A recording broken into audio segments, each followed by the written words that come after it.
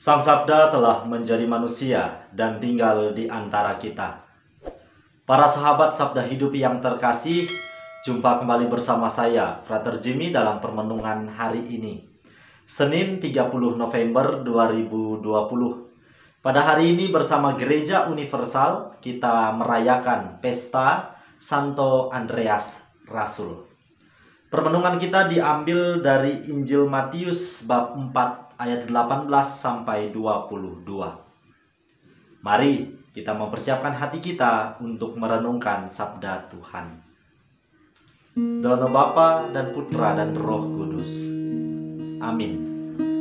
Semoga Tuhan beserta kita sekarang dan selama-lamanya. Inilah Injil Tuhan kita Yesus Kristus menurut Santo Matius. Dimuliakanlah Tuhan. Pada suatu hari ketika Yesus sedang berjalan menyusur danau Galilea, ia melihat dua orang bersaudara, yaitu Simon yang disebut Petrus dan Andreas saudaranya. Mereka sedang menebarkan jala di danau, sebab mereka itu penjala ikan. Yesus berkata kepada mereka, "Mari ikut aku, dan kamu akan kujadikan penjala manusia." Mereka pun segera meninggalkan jalannya, lalu mengikuti Yesus. Setelah Yesus pergi dari sana, dilihatnya pula dua orang bersaudara, yaitu Yakobus anak Zebedeus dan Yohanes saudaranya bersama ayah mereka Zebedeus, sedang membereskan jala di dalam perahu. Yesus memanggil mereka, dan mereka segera meninggalkan perahu serta ayahnya, lalu mengikuti Dia. Demikianlah Injil Tuhan. Terpujilah Kristus. Para sahabat Sabda Hidup yang terkasih, dimanapun Anda berada, salam sehat dan sukacita untuk kita semua.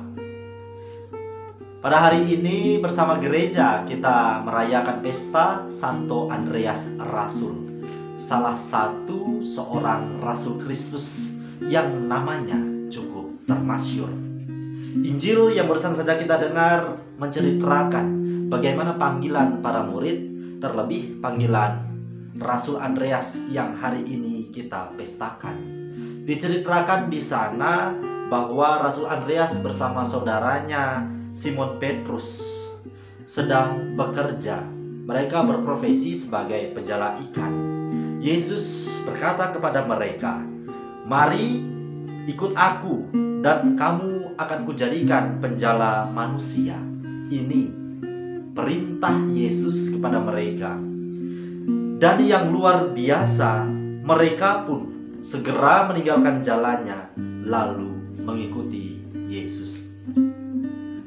Rasul Paulus dalam bacaan pertama pada hari ini di sana menegaskan bahwa jika kamu mengaku dengan mulut bahwa Yesus adalah Tuhan dan percaya dalam hati bahwa Allah telah membangkitkan Dia dari antara orang mati, maka kamu akan diselamatkan.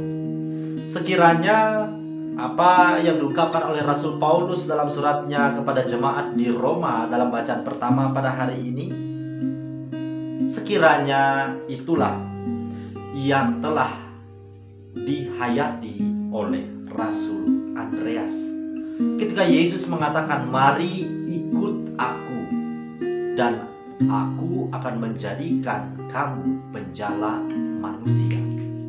Ia pun percaya dan meninggalkan pekerjaannya yang semula sebagai seorang nelayan penjala ikan, lalu pergi begitu saja ikuti Yesus.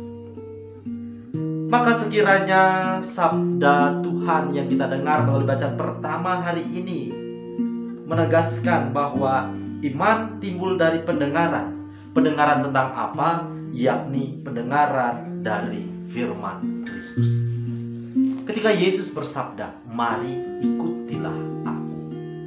Sekiranya sabda Tuhan ini tidak hanya dilontarkan kepada para murid, kepada para rasul, melainkan kepada kita semua yang percaya. Ikut Tuhan kemana? Yakni berjalan setiap hari bersama Tuhan Yesus. kita tidak tahu kemana Tuhan membawa kaki kita melangkah. Karena rancangan Tuhan tentu tidak pernah selalu sama dengan apa yang kita rencanakan. Maka apa yang dibutuhkan para sahabat yang terkasih? Yang dibutuhkan ialah sikap yang rendah hati, mau mendengarkan, mau melaksanakan. Seperti Rasul Andreas yang sampai pada akhir hidupnya setia mewartakan Kristus di tengah dunia sampai menjadi seorang martir dengan cara kematian yang amat tragis, yakni disalib dengan membentuk huruf X. Ini adalah sebuah totalitas pengabdian hidup yang luar biasa di dalam Kristus. Bahwa di dalam Kristus kita tidak pernah berkekurangan sedikit pun. Sebagaimana yang Rasul Paulus tegaskan dalam suratnya kepada jemaat di Roma, bahwa barang siapa percaya kepada Dia tidak akan dipermalukan. Kendati pun akhir-akhir ini kita melihat bahwa seakan-akan tantangan hidup beriman semakin sulit, tetapi percayalah bahwa Tuhan Yesus tidak pernah membiarkan kita berjalan seorang diri. Maka pada masa Advent ini pula kita mantapkan hati kita teguhkan iman kita untuk tetap setia menantikan kedatangan Tuhan. Semoga Allah yang Maha Kuasa memberkati kita, melindungi kita terhadap dosa, dan menghantar kita ke hidup yang kekal. Dalam nama Bapa dan Putra dan Roh Kudus. Amin.